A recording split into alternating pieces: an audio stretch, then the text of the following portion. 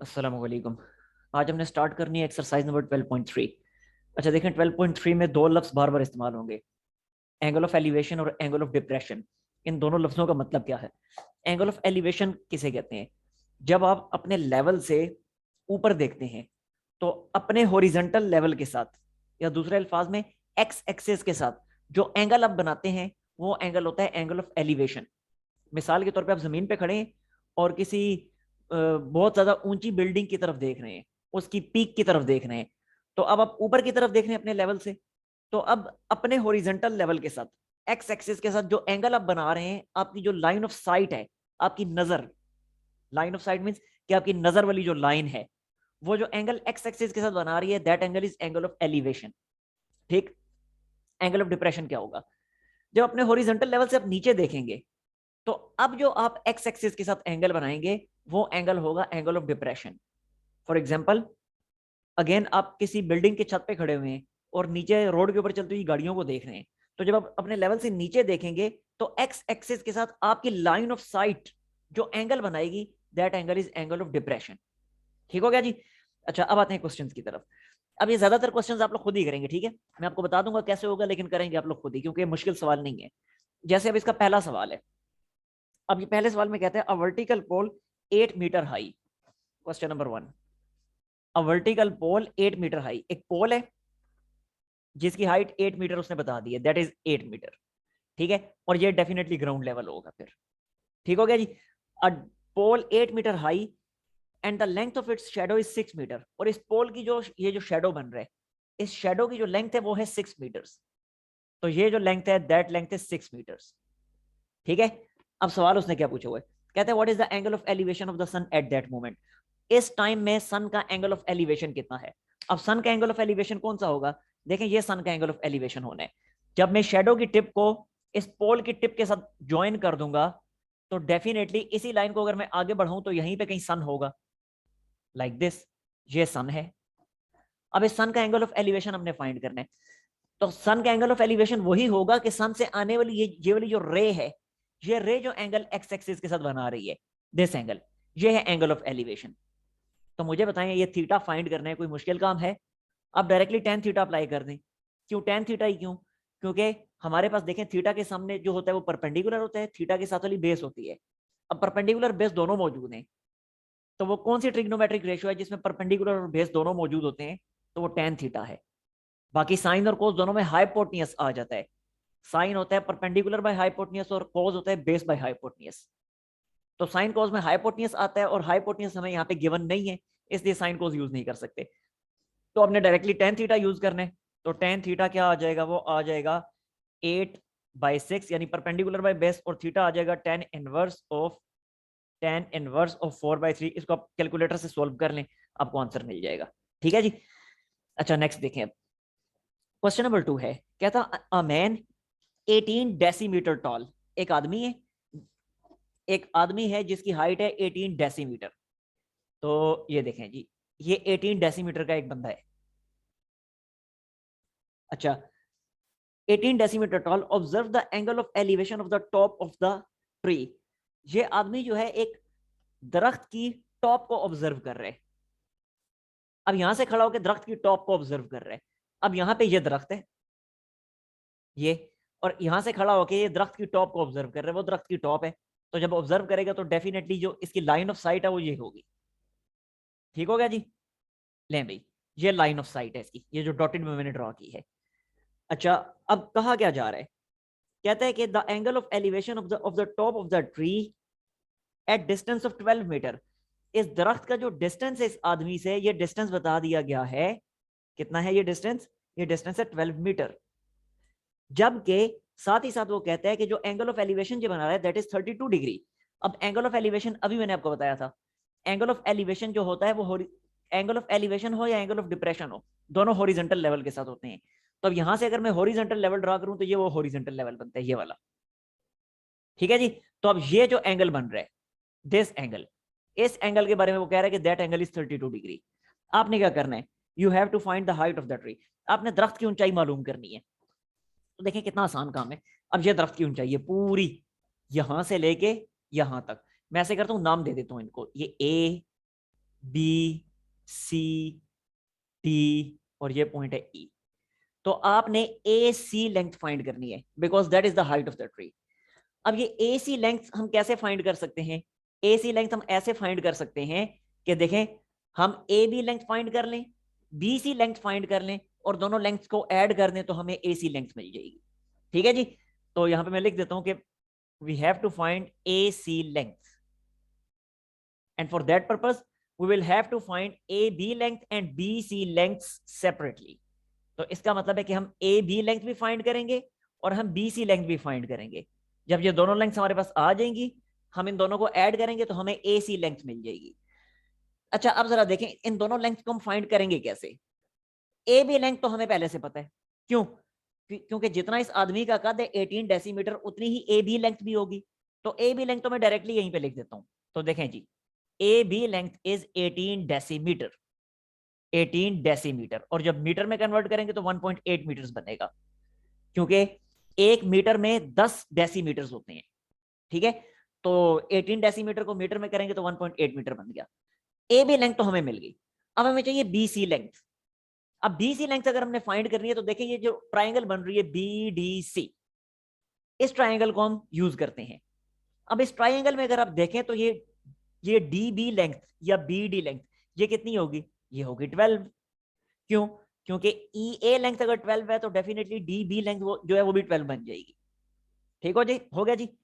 अब इस triangle, right triangle B C D में बेस हमारे पास मौजूद है और हमने परपेंडिकुलर फाइंड करना है। यहां पे मैं लिखता हूं in in right triangle, in right triangle B C D, right triangle B C D में बेस मौजूद है हमारे पास और परपेंडिकुलर हमने फाइंड करना है, क्योंकि बी सी हमने फाइंड करना है। तो परपेंडिकुलर फाइंड करना है, बेस मौजूद है, तो कौन सी trigonometric ratio? Again tan theta. तो ये मैंने लिखा tan ऑफ 32 डिग्री, क्योंकि थीटा की वैल्यू हमें पता है 32 है। tan of 32 degree is equal to perpendicular जो कि है BC, जो कि हमने फाइंड करना है, और बेस कितनी है? वो है 12। ठीक है जी। 32 tan 32 डिग्री देख लें कैलकुलेटर से क्या आता है। tan 32 सॉरी tan 32 ये बनेगा 0.625 multiplied by 12 is equal to BC length. अब ये जो भी BC लेंथ बनेगी, जो भी बनेगी, मल्टीप्लाइड बाई 12 लिख ही देता हूं, ये बनती है 7.5। ठीक है, ये BC लेंथ हमारे पास आ गई 7.5। अब आप क्या करेंगे, हमें AC लेंथ चाहिए थी ना, तो अब सिंपली AC फाइंड करने के लिए हम AB और BC को ऐड कर देंगे, AB प्लस BC। अब AB की वैल्यू हम पहले ही फाइंड कर चुके थे 1.8, BC की वैल्यू है 7.5, बस ऐड करें आपको आंसर मिल जाएगा। ठीक है जी। अच्छा, मैं चलता हूं नेक्स्ट क्वेश्चन की तरफ।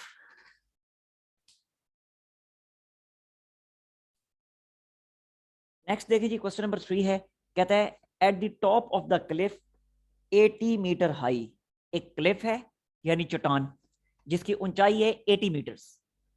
तो लें भी, ये 80 मीटर्स इस क्लिफ की हाइट है, जबकि ये डेफिनेटली ग्राउंड लेवल होगा फिर। ठीक है, कहता है कि at the top of the cliff 80 metre high the angle of depression of a boat is 12 metre. नीचे समंदर के किनारे पे ये क्लिफ, तो नीचे एक कश्ती मौजूद है समंदर में इस जगह पे। ठीक है, यहाँ पे एक बोट मौजूद है, तो यहां से जो एंगल ऑफ डिप्रेशन बन रहा है इसका बोट का, वो एंगल ऑफ डिप्रेशन है 12 degree. So this angle is 12 degree. सवाल उसने पूछा है, कहता है how far is the boat from the Cliff. ये बोट जो है ये इस क्लिफ से कितने डिस्टेंस पे है, यानी अगेन BC डिस्टेंस आपने फाइंड करना है। तो मुझे बताएं, कोई मुश्किल काम है? अब अगर ये आपके पास एंगल 12 डिग्री है तो ये BC जो है परपेंडिकुलर बन जाएगा और ये 80 मीटर बेस बन जाएगी। तो अगेन tan ऑफ 12 डिग्री क्या बनेगा? परपेंडिकुलर, जो कि फाइंड करना है, डिवाइडेड बाय बेस। अब सॉल्व करें और फाइंड कर लें। ठीक हो गया। नेक्स्ट चलते हैं क्वेश्चन नंबर 4 की तरफ। क्वेश्चन 4 में कहता है अ ladder leaning against a vertical wall. एक वर्टिकल वॉल है, ये वॉल है और ये ग्राउंड लेवल है, इसके अगेंस्ट एक लैडर पड़ी हुई है, सीढ़ी। ले भैया आ गई सीढ़ी। ठीक है, ये है सीढ़ी। अच्छा, कहता है कि अ ladder leaning against a wall makes an angle 24 degree with the wall. दीवार के साथ जो एंगल बना रही है 24 डिग्री है, so this angle is 24 degree. कहते हैं its foot is 5 metre away from the wall. इसका जो फुट है इसका लेडर का, ये वॉल से 5 मीटर्स के डिस्टेंस पे है, तो ये आ गया डिस्टेंस 5 मीटर का। अब सवाल उसका क्या है, कहते हैं फाइंड इट्स लेंथ। आपने इस लेडर की लेंथ फाइंड करनी है, लेडर की लेंथ फाइंड करनी है, मतलब कि this time you have to find the length of hypotenuse. तो हाइपोटेन्यूज आपने फाइंड करना है जबकि परपेंडिकुलर आपके पास मौजूद है, क्योंकि एंगल के सामने परपेंडिकुलर होता है। अब परपेंडिकुलर मौजूद है, हाइपोटेन्यूज आपने फाइंड करना है, तो साइन यूज कर लें, क्योंकि साइन ऐसी ट्रिग्नोमेट्रिक रेशियो है जिसमें परपेंडिकुलर और हाइपोटेन्यूज दोनों मौजूद होते हैं।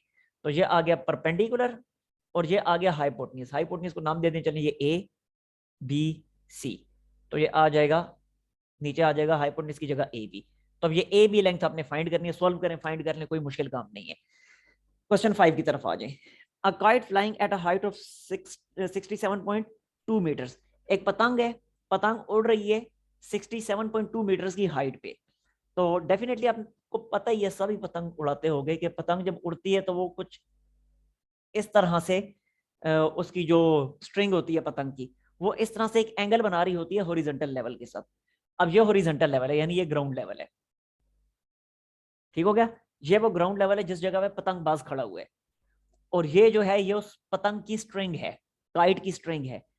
कहते हैं इस काइट की जो हाइट है वो है 67.2 मीटर्स, मींस के ग्राउंड लेवल से ये जो हाइट इसकी बन रही है, इस हाइट के बारे में बता दिया गया, दैट इज 67.2 मीटर्स, ठीक। अच्छा, मजीद उसने क्या कहा हुआ है, कहता है कि एंगल जो ये हॉरिजॉन्टल के साथ बना रही है वो 55 डिग्री का बना रही है, so this is the angle of 55 degree. करना क्या हमने, कहता है find the length of the string. आपने स्ट्रिंग की लेंथ फाइंड करनी है, मींस के अगेन आपने हाइपोटेन्यूज फाइंड करना है। कोई है मुश्किल काम, एंगल है, एंगल के सामने वाली जो लेंथ परपेंडिकुलर है वो आपको गिवन है, हाइपोटेन्यूज आपने फाइंड करना है, अगेन साइन थीटा यूज करें और फाइंड कर लें हाइपोटेन्यूज की लेंथ, बिल्कुल इसी क्वेश्चन की तरह ये, ठीक हो गया जी। अच्छा, अब मैं चलता हूं नेक्स्ट क्वेश्चन की तरफ, बोर्ड साफ कर लूं पहले मैं। मजीद आगे देखें जी, क्वेश्चन नंबर 6 है कहते हैं when the angle between the ground and the sun is 30 degree. Sun और ग्राउंड के दरमियान एंगल है 30 degree, what does it mean. देखें, ये ग्राउंड है और ये सन है। अब सन और ग्राउंड के दरमियान एंगल 30 डिग्री होने का क्या मतलब है कि सन की जो रेज आ रही हैं, ये सन की रे आ रही है, ये रे जो ग्राउंड के साथ एंगल बना रही है, दैट एंगल इज 30 डिग्री, ये उसके कहने का मतलब है, ठीक हो गया। So this angle is 30 degree. Now मजीद आगे वो क्या कहता है, कहता है flag pole cast a shadow of 40 metre. एक फ्लैग पोल है, यानी ये फ्लैग पोल है, ये, ठीक हो गया। अब ये फ्लैग पोल जो शेडो बना रहा है, तो शेडो यकीनी तौर पे यही वाला बनेगा ना। अब ये शेडो कितना है, इस शेडो के बारे में उसने बता दिया कि दैट शेडो इज 40 मीटर्स, सो ये लिख दिया दिस इज 40 मीटर्स, ठीक है जी। कहता है find the height of the top of the flag. आपने ये हाइट फाइंड करनी है फ्लैग टॉप की, यानी ये ए बी सी, तो आपने फ्लैग पोल की हाइट फाइंड करनी है। फ्लैग पोल है ए बी, तो आपने ए बी लेंथ फाइंड करनी है, कोई मुश्किल काम है। अगेन देखें, ये अगर एंगल है तो एंगल के सामने ये ए बी परपेंडिकुलर बन जाएगा और ए सी बेस बन जाएगी।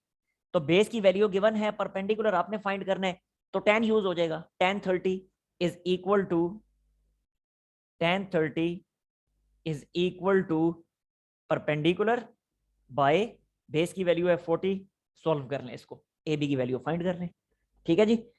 नेक्स्ट क्वेश्चन की तरफ चलते हैं। क्वेश्चन नंबर 7 है, कहता है कि a plane flying directly above a post 6000 metre high. देखें जी, एक पोस्ट है, जमीन पे बनी हुई एक पोस्ट है, उसके ऊपर से प्लेन गुजर रहा है। तो पहले तो ग्राउंड लेवल ड्रॉ कर लेते हैं। लें जी, ये ग्राउंड लेवल आ गया, टेढ़ा ही हो गया थोड़ा, लेकिन चले जाने दें। और ये है पोस्ट। अब ये इस पोस्ट के ऊपर से सब प्लेन गुजर रहा है। अब plane flying directly above 6000 metre, above a post 6000 metre away. तो प्लेन अभी यहां से उड़ रहा है, इस जगह से प्लेन उड़ रहा है। चलें, इसे मैं पी का नाम नहीं देता, इसे टी का नाम दे देता हूं, बिकॉज दिस इज प्लेन। ये ग्राउंड लेवल है, पोस्ट है, तो उसको मैंने चले जी का नाम दे दिया। ये प्लेन है और ये पोस्ट है, तो पोस्ट के ऊपर से भी प्लेन उड़ रहा है। कहता है कि a plane flying directly above a post 6000 metre away from an anti aircraft gun. एक एंटी एयरक्राफ्ट गन लगी हुई है जमीन पे, और इसका जो डिस्टेंस बनता है एंटी एयरक्राफ्ट गन का, वो है 6000 मीटर इस प्लेन से। अब एंटी एयरक्राफ्ट गन है कि यहाँ पे इस जगह पे, ठीक है जी। ये एंटी एयरक्राफ्ट गन है। अब गन को जी का नाम दे देते हैं, इसे कोई और नाम दे देते हैं बी का। This is plane, this is gun and this is post. ठीक है। अब ये जो डिस्टेंस है प्लेन का गन के साथ, वो डिस्टेंस उसने बताया हुआ है कितना, 6000 metre. That distance is 6000 metre. अच्छा, एंगल कितना बन रहा है? एंगल बन रहा है 27 डिग्री का। एंगल ऑफ डिप्रेशन बन रहा है 27 डिग्री का। अब एंगल ऑफ डिप्रेशन अभी मैंने आपको थोड़ी देर पहले बताया था कि जब आप ऊपर से नीचे देखते हो तो हॉरिजॉन्टल लेवल के साथ जो एंगल बनता है that angle is angle of depression. तो अब एंगल ऑफ डिप्रेशन प्लेन के रिस्पेक्ट से बनेगा, तो ये प्लेन का हॉरिजॉन्टल लेवल है, तो ये जो एंगल बन रहा है दैट एंगल इज 27 डिग्री। लेकिन परेशान होने की बात नहीं है, अगर वो एंगल 27 डिग्री है तो नाइन्थ क्लास में अपने काफी सारे थ्योरम्स किए हैं कि जी एंगल्स हमेशा इक्वल होते हैं। अब ये जी बन रहा है ये और ये, सो this angle is also 27 degree. That's all. ठीक है, बड़ी आसानी से हमने ये एंगल फाइंड कर लिया। अच्छा जी, करना हमने क्या है, कहते हैं find the height of the plane. आपने प्लेन की हाइट फाइंड करनी है, इसका मतलब है आपने ये वाला डिस्टेंस फाइंड करना है, पीबी डिस्टेंस। कोई है मुश्किल काम? पीबी डिस्टेंस आपने फाइंड करना है, पीबी डिस्टेंस आपने फाइंड करना है। एंगल आपको गिवन है, हाइपोटेन्यूस आपको गिवन है, यानी परपेंडिकुलर फाइंड करना है, हाइपोटेन्यूस गिवन है। तो कौन सी रेशियो है ट्रिग्नोमेट्रिक रेशियो जिसमें परपेंडिकुलर हाइपोटेन्यूस दोनों होते हैं? वो है साइन थीटा। तो sine 27 will be equal to PB divided by PG. Values put करें, आंसर फाइंड कर लें। ठीक है, नेक्स्ट क्वेश्चन की तरफ चलते हैं। अब मैन, अब ये थोड़ा सॉल्व करने वाला है, मुझे खुद करना पड़ेगा, तो पहले मैं बोर्ड साफ कर लूं। अच्छा, अब चलते हैं क्वेश्चन नंबर 8 की तरफ। कहता है a man on the top of 100 metre high lighthouse. एक लाइट हाउस है, ये आपके सामने है, lighthouse, lighthouse LH, lighthouse. इसकी हाइट उसने बता दी है कितनी है, 100 मीटर्स है। सो ये लिख दिया मैंने 100 मीटर्स। कहता है ऊपर से खड़ा हो गया, वो नीचे देख रहा है। लाइट हाउस अमूमन समंदरों के किनारों में लगे हुए होते हैं। तो कहते हैं नीचे समंदर के अंदर तैरती हुई दो कश्तियों को देख रहा है। तो हाँ, a man on the top of 100-meter high lighthouse is in line with two ships on the same side. दो शिप्स समंदर में तैरते हुए उसको दिखाई दे रहे हैं एक ही साइड पे। whose angle of depression from the man are 17 degree and 19 degree. उनके जो एंगल ऑफ डिप्रेशन बन रहे हैं उन दोनों शिप्स के वो 17 डिग्री और 19 डिग्री हैं। देखें, ये एक शिप है, यहां से जब वो खड़ा होकर देखता है तो नीचे ये एक शिप उसको दिखाई देता है। इस शिप को मैंने एस का नाम दे दिया। अब एंगल ऑफ डिप्रेशन बन रहा है, तो एंगल ऑफ डिप्रेशन यहां से जब वो देखेगा तो हॉरिजॉन्टल लेवल उसका ये होगा, ये वाला। ठीक है, तो ये उसका एंगल ऑफ डिप्रेशन है एक का। ठीक है जी, ये एंगल ऑफ डिप्रेशन कितना है जो भी ये देखते हैं। और यहां से एक दूसरे शिप को भी देख रहे हैं, यहां से खड़ा होकर एक और शिप को देख रहे हैं, ये है दूसरा शिप, उसको मैं नाम दे देता हूं पी का। इन दोनों शिप्स को वो देख रहे हैं, और इस शिप का जो एंगल ऑफ डिप्रेशन है वो ये वाला बन रहा है। अब ये एंगल ऑफ डिप्रेशन की जो वैल्यूज गिवन है क्वेश्चन में वो एक है 17 डिग्री, एक है 19 डिग्री। याद रखें कि ये जो छोटे वाला एंगल है डेफिनेटली यही 17 डिग्री होगा, और जो बड़े वाला एंगल है वो 19 डिग्री होगा। कॉमन सेंस की बात है, दो एंगल्स जब उसने बताए हुए 17 और 19, तो हमारी डायग्राम में जो छोटा वाला है वो 17 होगा, जो बड़े वाला है वो 19 होगा, सिंपल। अच्छा, अब ये जो एंगल्स हैं हमने इन एंगल्स को यहां ड्रा करना है। तो अभी थोड़ी देर पहले मैंने आपको बताया था कि जी एंगल्स हमेशा इक्वल होते हैं।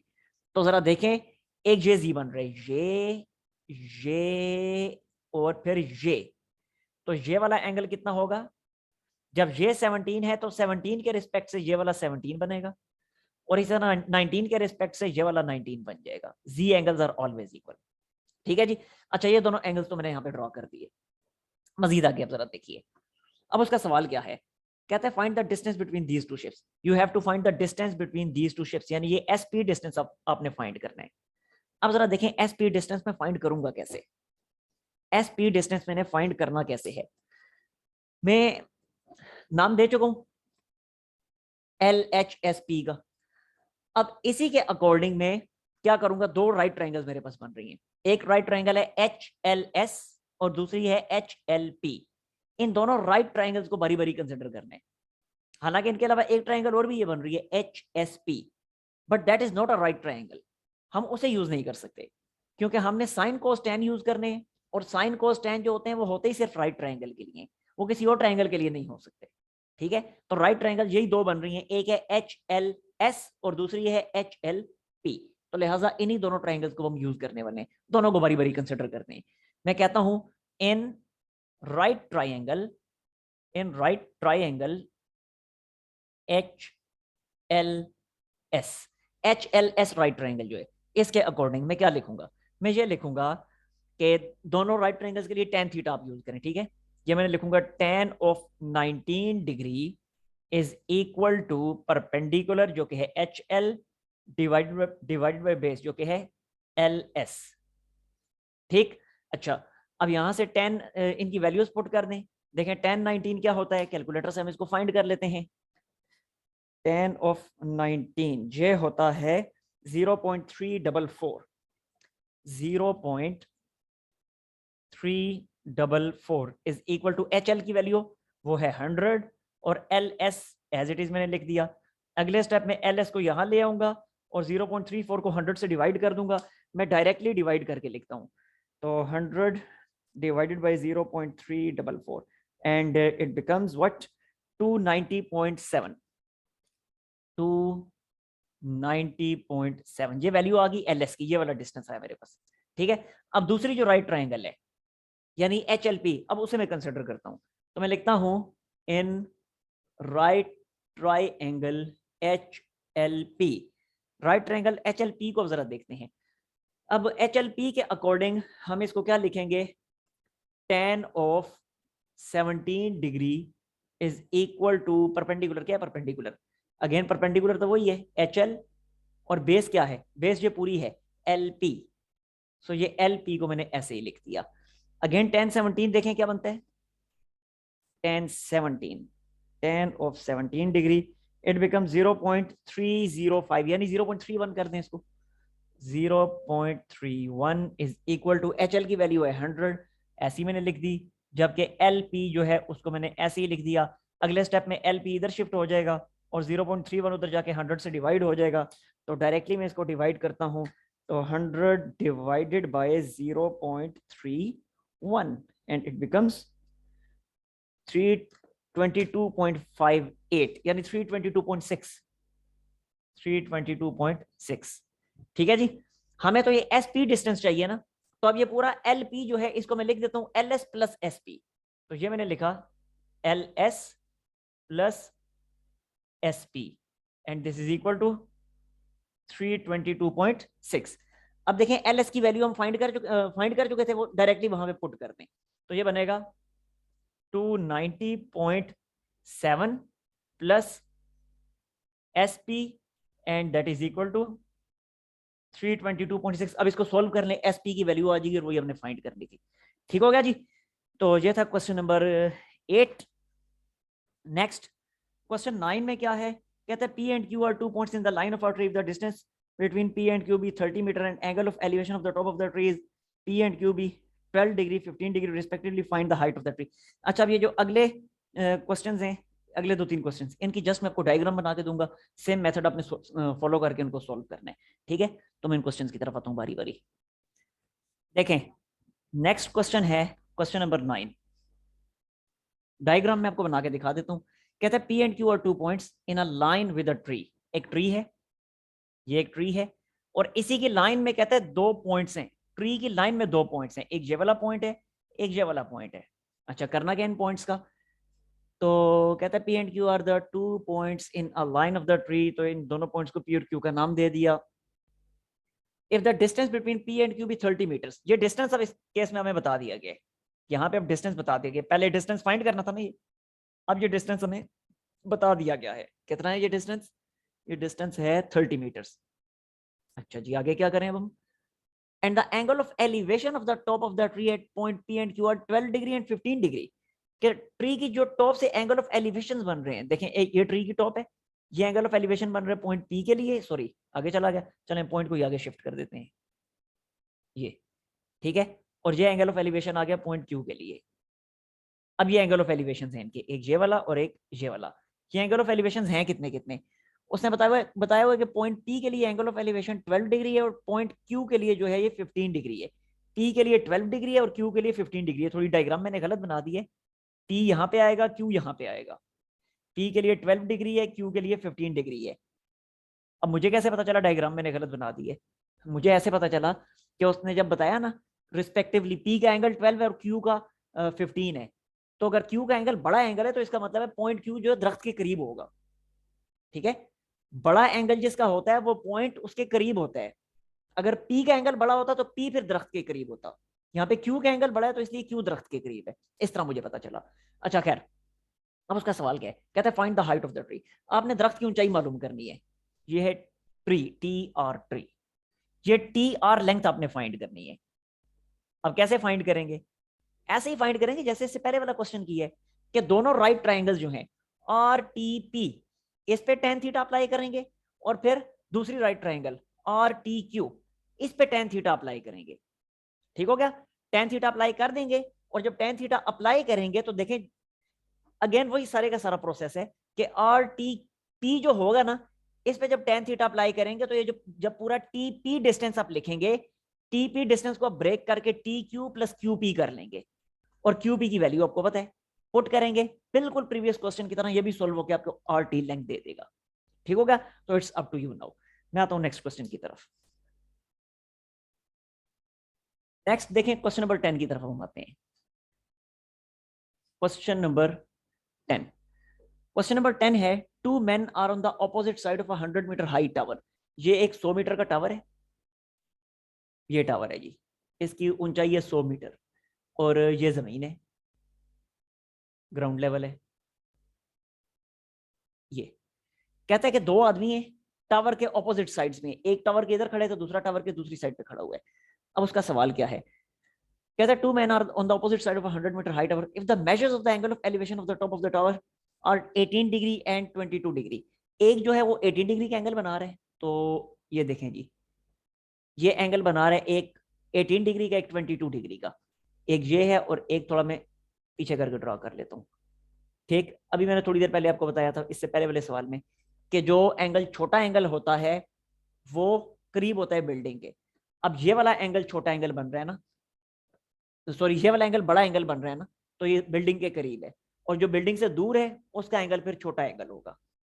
ठीक है, अब एक एंगल 18 डिग्री, एक 22 डिग्री है, तो 22 यकीनी तौर पर ये वाला होगा बड़ा एंगल, और 18 ये वाला होगा छोटा एंगल। ठीक, सिंपल सी बात है, जो करीब है बिल्डिंग के, जो करीब है उसका एंगल बड़ा होगा, जो दूर है उसका एंगल छोटा होगा। सिंपल सी बात है। तो इसलिए ये 22 डिग्री है, ये 18 डिग्री है। अच्छा, उसका सवाल क्या है? सवाल उसका ये है, find the distance between them. इन दोनों आदमियों के दरमियान ये जो डिस्टेंस है आपने ये फाइंड करना है।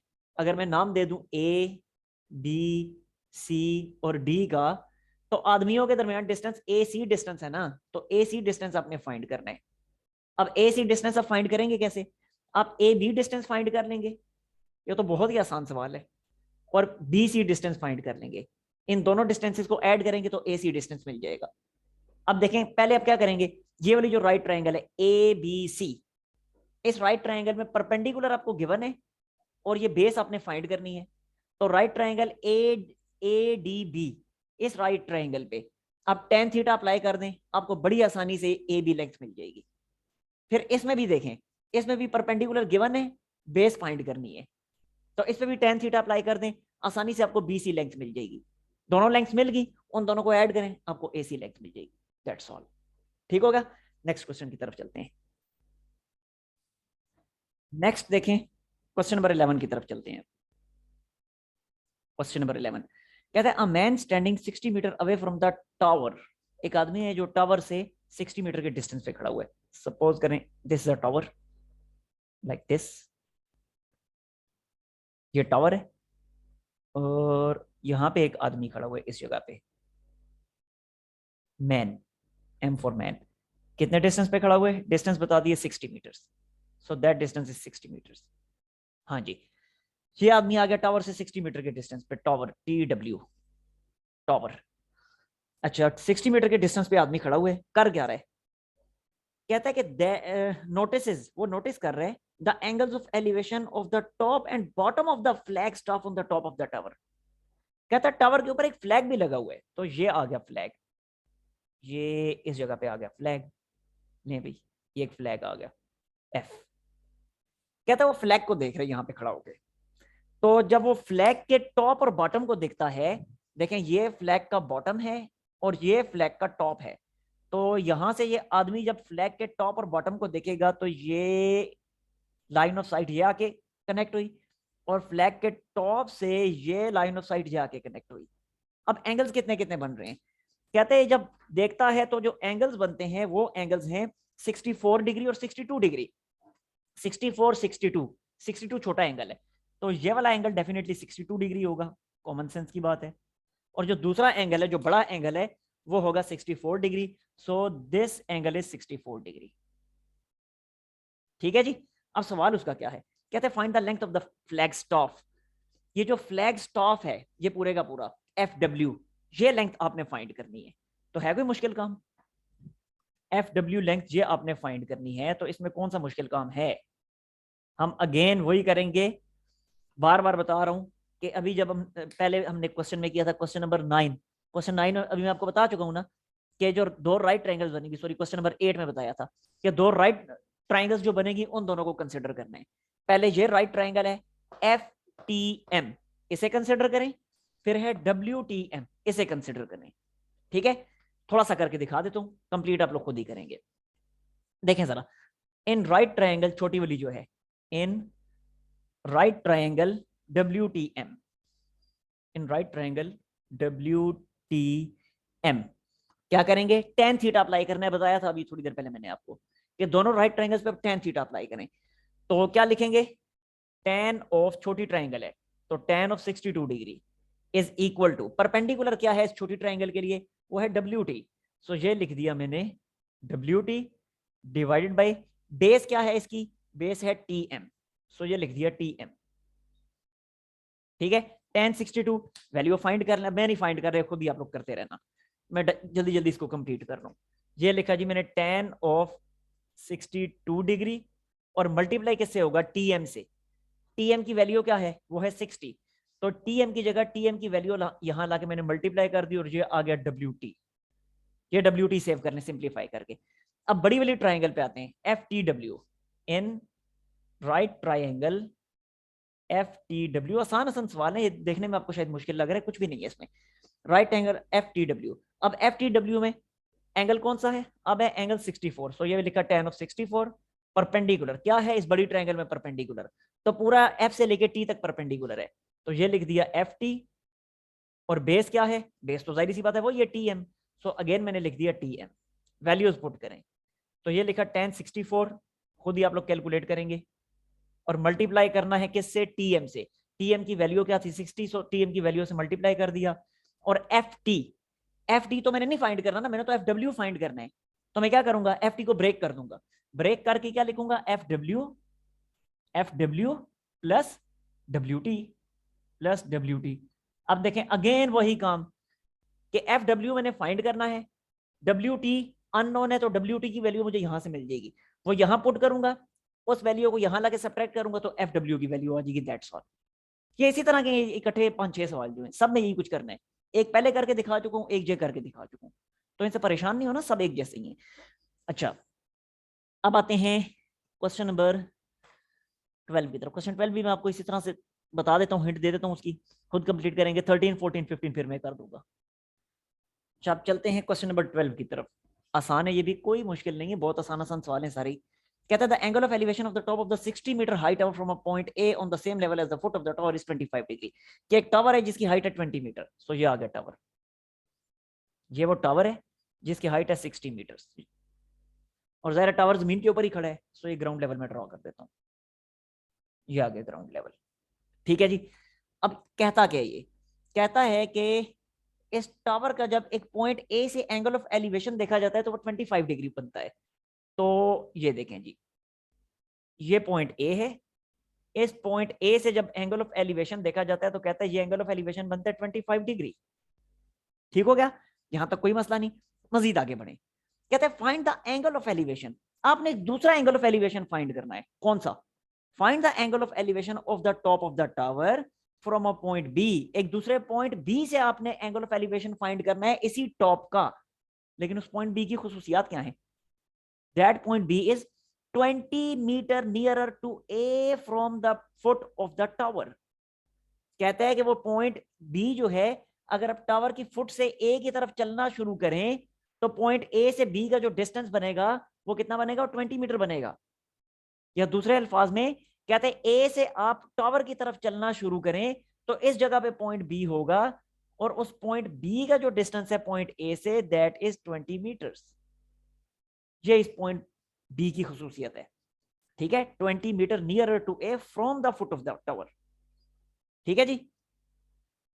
अच्छा, आपने क्या करना है, आपने इस पॉइंट बी से एंगल ऑफ एलिवेशन फाइंड करना है।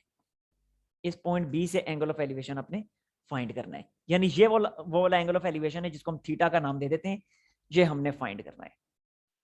तो कोई मुश्किल नहीं है ये भी, देखें थोड़ा सा मैं आपको कर देता हूं कंप्लीट, आप लोग खुद इसको कीजिएगा। अगेन ट्राइंगल्स बन गई हैं A B C and D. बार बार आपको कह रहा हूं राइट ट्राइंगल को कंसिडर करना है। तो पहले बड़ी वाली राइट ट्राइंगल देखें। बड़ी वाली राइट ट्राइंगल के मुताबिक मैं क्या लिखूंगा, मैं लिखूंगा कि इन राइट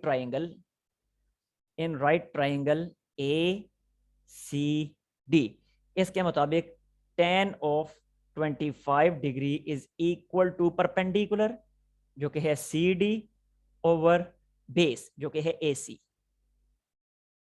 ठीक है जी। अच्छा, अब देखें अगले स्टेप में क्या बन जाएगा, tan 25 डिग्री वैल्यू पुट कर देते हैं इसकी, tan 25 की वैल्यू बनती है 0.466 0.466 is equal to C D की वैल्यू हमें पता है 60 है और ए सी वो तो हमने फाइंड करना है, सो उसको ऐसे ही लिख दिया। तो अगले स्टेप में हम क्या करेंगे, ए सी इज इक्वल टू 60 बाय 0.466, इसको सिंप्लीफाई कर लीजिएगा जो भी आता है। ठीक है जी। अच्छा, अब मजीद इससे अगले स्टेप में आप क्या करेंगे, ए सी को ब्रेक कर दें, लिखें A B plus B C, ये लिखा A B plus B C, और ये जो भी आया होगा 60 बाय, चले मैं कर ही देता हूँ इसको, क्या इतनी बड़ी वैल्यू लेके मैं बार बार लिखता हूँ, 60 बाय 0.466, ये बन जाएगा 128.75 128.75। ले भाई, अब बी सी की ए बी की वैल्यू हमें पता है 20, सो 20 वैल्यू पुट की, ए बी की वैल्यू जब मैं 20 पुट करूंगा वहां ले जाके सब्ट्रैक्ट करूंगा तो बनेगा 108.75। समझ आ गई है ना, ए बी की वैल्यू पुट की है 20, उधर ले जाके सब्ट्रैक्ट कर दी है, ये तो आ गई मेरे पास बी सी। ठीक है, अब जब बी सी मेरे पास आ गया और ये सी डी मेरे पास पहले से मौजूद है, तो अब ये छोटी वाली राइट ट्राइंगल में आराम से क्या मैं tan थीटा फाइंड नहीं कर सकता। Now in right triangle B C D, right triangle B C D, तो अप्लाई करें tan ऑफ थीटा, तो ये लिखा tan theta is equal to A C D जो कि परपेंडिकुलर है डिवाइडेड बाय बेस जो कि है बी सी। अब दोनों वैल्यूज आपके पास मौजूद हैं, ले भी सी डी की वैल्यू भी मौजूद है, बी सी की भी मौजूद है, पुट करें, अगले स्टेप में tan को उधर ले जाके इन्वर्स करें, थीटा की वैल्यू फाइंड कर लें। ठीक है जी। तो ये सब क्वेश्चन नंबर 12 तक का पार्ट, आगे 3 क्वेश्चन है उनके लिए अलग वीडियो में करता हूँ क्योंकि मुझे खुद सॉल्व करने पड़ेंगे।